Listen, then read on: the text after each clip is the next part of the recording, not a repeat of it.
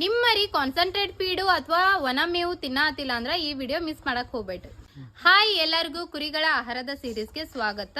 ಇವತ್ತಿನ ವಿಡಿಯೋದೊಳಗ ಬಹಳಷ್ಟು ಜನರ ಕಮೆಂಟ್ ಅಂಡ್ ರಿಕ್ವೆಸ್ಟ್, ನಮ್ಮ ಮರಿ ಯಾವುದೇ ರೀತಿಯ ಫುಡ್ ಆಹಾರ ಕೊಟ್ಟು ತಿನ್ನತಿಲ್ಲ, ಅದಕ್ಕೆ ಸೊಲ್ಯೂಷನ್ ಏನು ಅಂತ.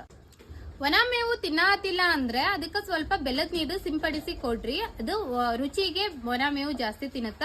ಫಾರ್ ಎಕ್ಸಾಂಪಲ್ ಹೇಳ್ಬೇಕಂದ್ರ ಸೈಲೇಜ್ ನೋಡಿರ್ತೀರಿ, ಯಾವುದೇ ಒಂದು ಪ್ರಾಣಿ ನಮ್ದು ಹೈನುಗಾರಿಕೆ ಒಳಗ ಆಕಳ, ಎಮ್ಮಿ, ಕುರಿ, ಆಡು ಯಾವುದೇ ಒಂದು ಪ್ರಾಣಿನ ತಗೊಂಡ್ರಿ ನೀವು ಸೈಲೇಜ್ ನ ಬಹಳ ಇಷ್ಟಪಟ್ಟು ತಿಂತಾವ್.